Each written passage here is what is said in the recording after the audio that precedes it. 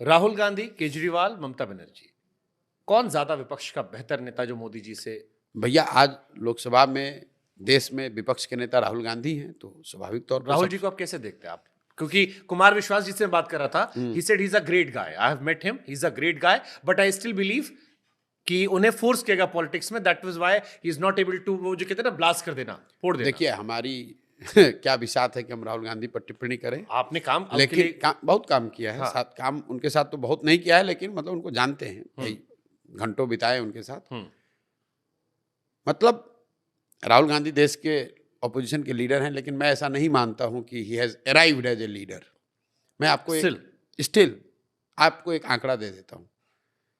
इंदिरा जी की सबसे बड़ी हार हुई 1977 में, तो उस सबसे बड़ी हार में इंदिरा जी के नेतृत्व में कांग्रेस को 154 सीट मिला था।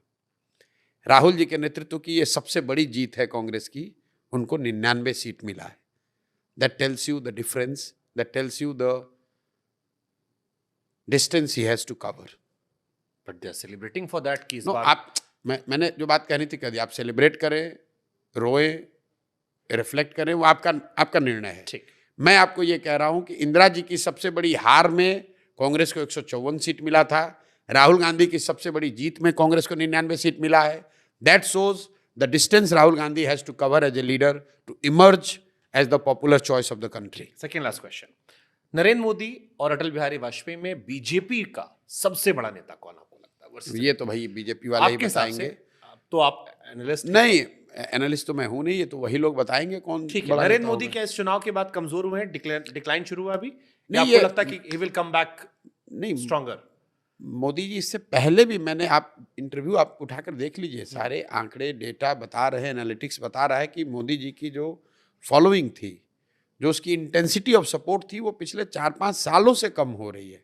और हर इंटरव्यू में ये हम लोग बता रहे हैं। मैंने एक आंकड़ा दिया था कि 2014 से 2019 के बीच में बीजेपी का अंडर परफॉर्मेंस असेंबली इलेक्शंस में, जहां मोदी जी खुद के लिए नहीं अपने पार्टी के साथियों के लिए वोट मांग रहे हैं, वहां पर बीजेपी का अंडर परफॉर्मेंस था 3 परसेंटेज पॉइंट। 2019 से लेकर 2024 के बीच में जो चुनाव हुए विधानसभा के, उसमें बीजेपी का अंडर परफॉर्मेंस घट के हो गया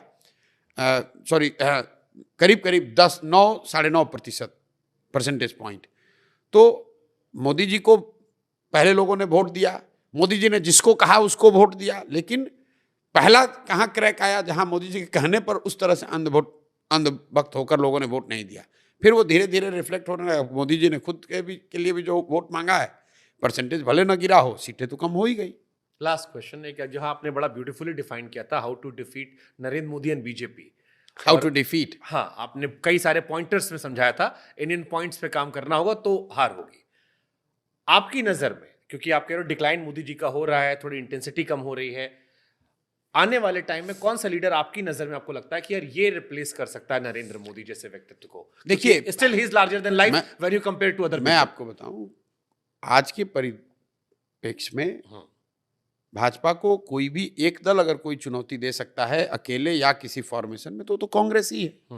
क्योंकि कांग्रेस ही विपक्ष का सबसे बड़ा दल है। तो अगर कोई भाजपा को चुनौती देगा, हराएगा, चुनौती तो सब दे ही रहे, मगर अगर हराने की बात है तो किसी ना किसी को कांग्रेस से ही हराना पड़ेगा। It can be Rahul Gandhi और समवन एल्स। नहीं, it can be Rahul Gandhi, it can be anybody else.